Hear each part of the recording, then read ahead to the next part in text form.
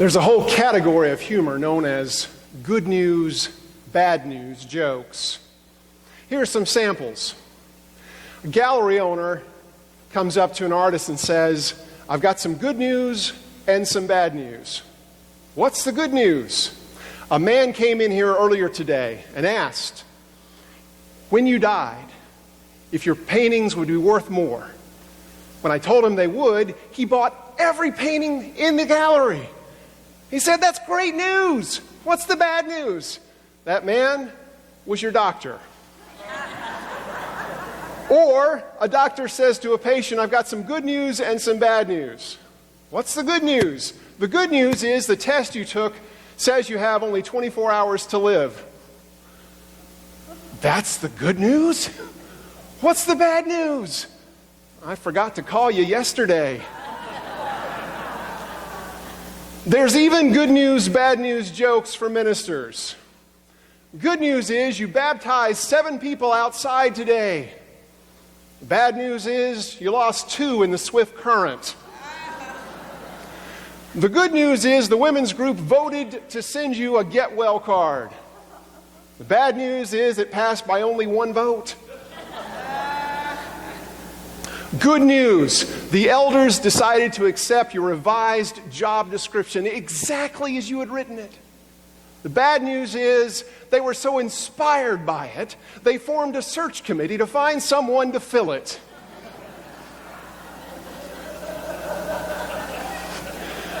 Good news, church attendance rose dramatically the last 2 Sundays. Bad news, you were on vacation. Good news, your deacons want to send you to the Holy Land for a trip, all expenses paid. Bad news is they're stalling for the next war. The reason these jokes work is that there's always a catch. There's no good news without a lead lining.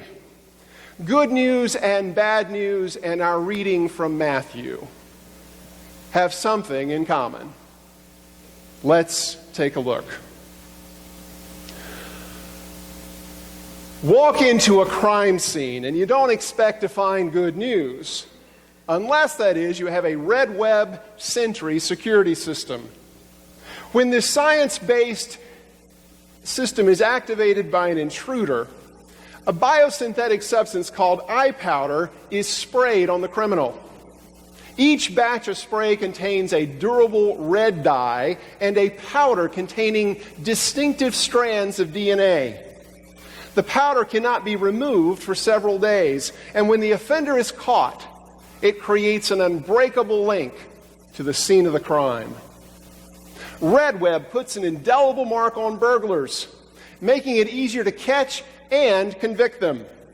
In test cases, the conviction rate was 100%. Bad news for thieves, but good news for victims of crime. But maybe you're not concerned about break-ins. Perhaps you worry about cutting off a toe while you're pushing a lawnmower, as Russell Stark once worried. Well, there's good news for you as well. After 18 months of development, Stark created a pair of shoes called Lawn Grips with steel toes and special treads that support pushing, turning, and stopping. Commercial use? The head of a Texas lawn care operation thinks these shoes will be good news to his mowing crews.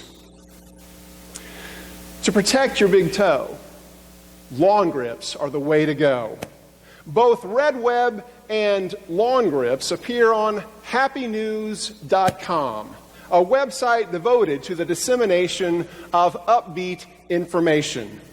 Death, disaster, and destruction don't appear on this news service, since you can get plenty of that from CNN, MSNBC, ABC, and Fox News.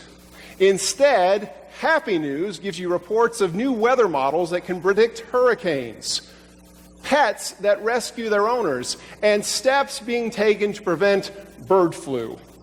Their website isn't fair and balanced, as Fox News claims to be. Instead, it is compelling stories real news, always positive.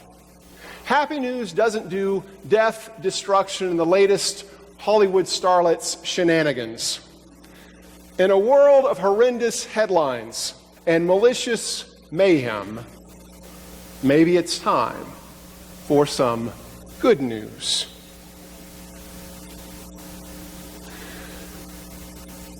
There certainly had been a good news, bad news dynamic going on among Jesus and his disciples this last week. Good news, Jesus purified the temple of money changers on Monday. Bad news, Judas agreed to betray him for 30 pieces of silver on Thursday. Good news, Jesus washed his disciples' feet in a basin on Thursday. Bad news, Pilate washed his hands of Jesus on Friday. Good news, Jesus welcomed with palm branches last Sunday. Bad news, Jesus' palms outstretched on a cross last Friday. Since Thursday evening, it's been nothing but unmitigated headlines of heartbreak. Judas betrays.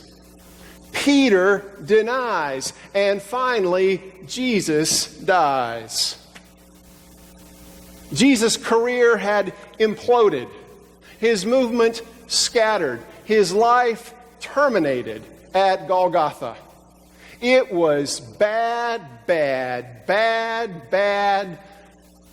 news. When Mary Magdalene and the other Mary headed to the tomb that Easter morning, they weren't expecting to be uplifted. Bad news. A great earthquake. Good news. The angel rolled the stone away. Bad news. The soldiers were frightened like dead men. Good news. The angel told the women not to fear. Bad news. Jesus was crucified. Good news, he has been raised. There's happy news, and then there's all caps happy news. He is risen. Better news, he is going ahead of you to Galilee. Best news, there you will see him. Jesus is going ahead of them, always ahead of them, and he will be waiting for them in the future. That's a second piece of truly upbeat information. The angel tells them, go quickly and tell his disciples. Bad news. They left the tomb with fear. Good news and great joy. Best news. They ran to tell the disciples, and suddenly Jesus met them and they worshiped him. Talk about happy news. Jesus doesn't wait for them to come to him in Galilee. He goes to where they are. As they journey to tell others, he comes to them. Jesus is alongside them, always beside them. And he'll be with them to the end of the age. That's a third bit of truly upbeat information. Jesus is alive. Jesus is ahead of us, and Jesus is among us. That's the happy news headlines for the story of Easter. It's good news. We can be grateful the Bible reports the news of this resurrection for us, because you won't find this story in any of the other publications of that era. As far as the official writings of that time are concerned, there's nothing particularly newsworthy about that first Easter morning. No obituary retractions in Monday's paper or anything like that. For the average resident of Jerusalem, the day of resurrection is a typical grind. Breakfast is quickly swallowed. Household chores are checked off. Grueling manual labor is performed. Injury and illness take their toll, and conflicts flare up with spouses, relatives, and neighbors. It isn't a big news day for anyone outside this small circle of disciples. What was good news to his followers was no news to anyone else. The last week of Jesus' life had been a bad news, good news drama for his disciples. But for everyone else, it wasn't newsworthy.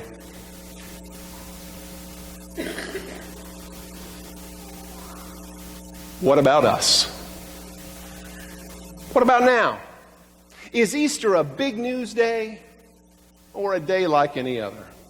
As Happy News website proclaims, we believe virtue, goodwill, and heroism are hot news. That's why we bring you up-to-the-minute news, geared to lift spirits and inspire lives. Its stories are required to be truthful, interesting, and positive. The founder of Happy News is convinced that good news has been trumping bad news for some time now and wants the world to know about it. Come to think of it, that's a pretty good message for Easter. Good news is trumping bad news, and we want the world to know it. The good news is that Jesus is alive. The good news is that he's waiting for us in the future. The good news is that he is present with us now. That's a story too big to be overshadowed by reports of death and disaster, injury and illness, and corruption and conflict. When Jesus is raised, he actually succeeds in putting death to death.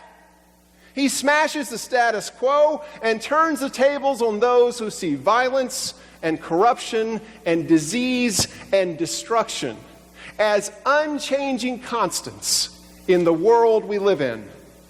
When Jesus leaves the empty tomb, all bets are off and all expectations shattered.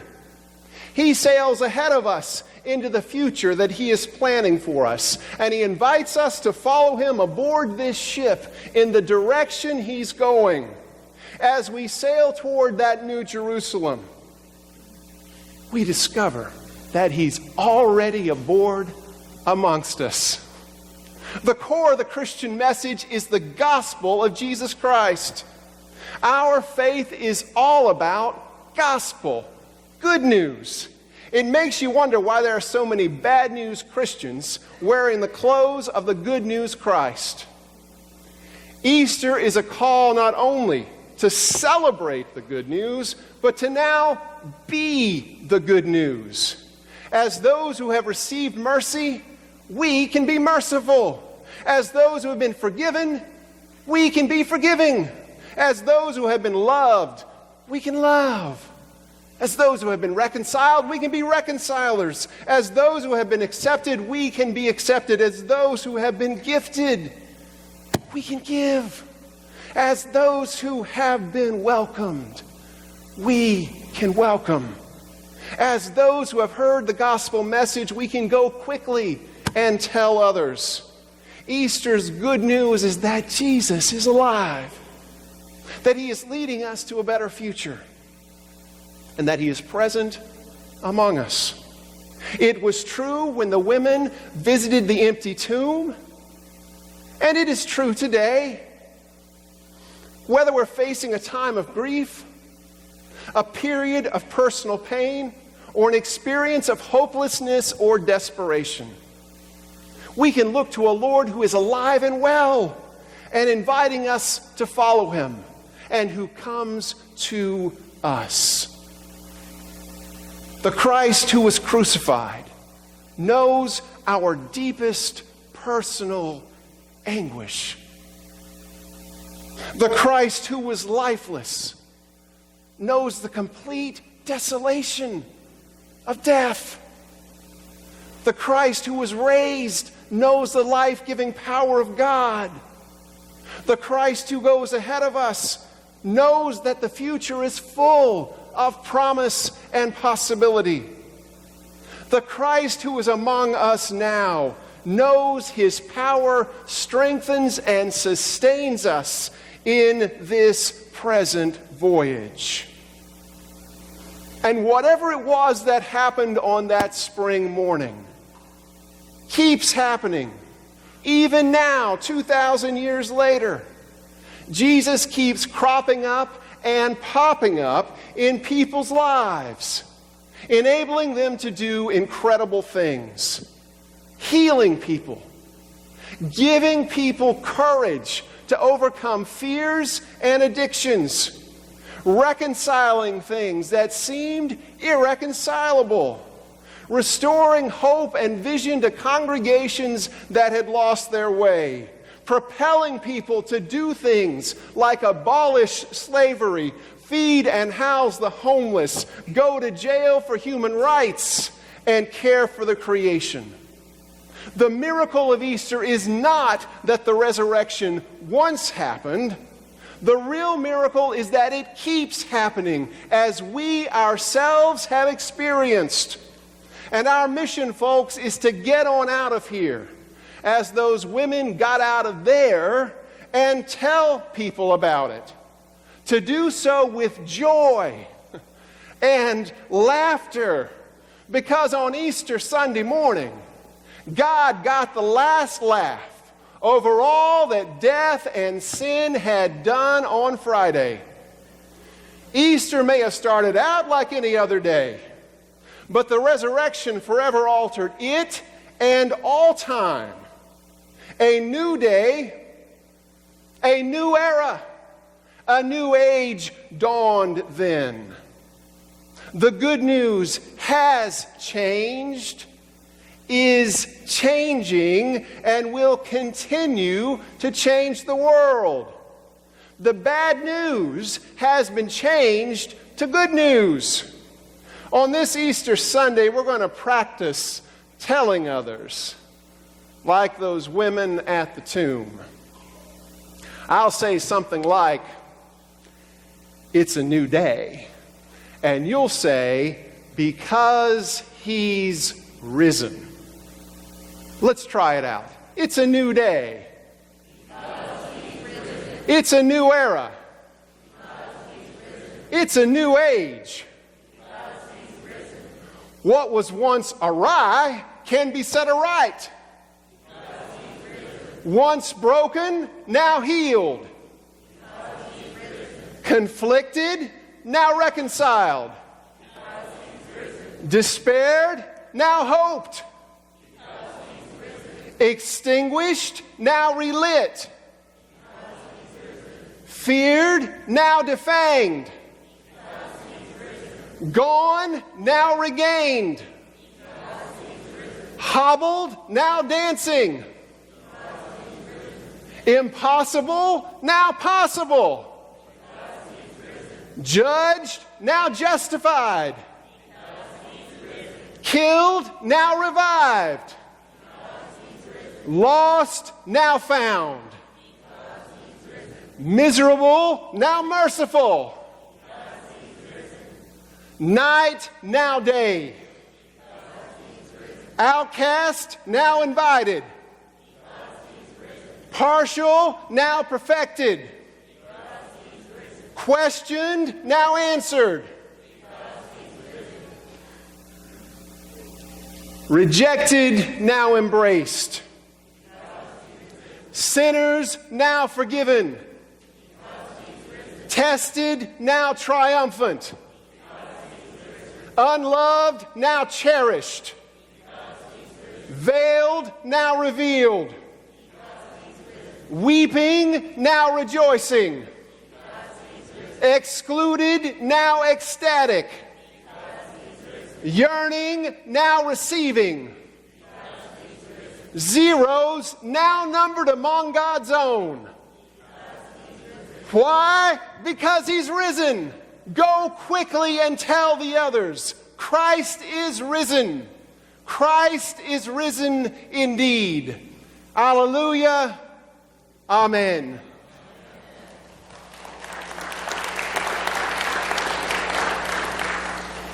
If you'd like to embody the good news of the resurrection in your life, we'd invite you to come forward as we sing, "Arise, Thine is the glory." Please stand as you're able.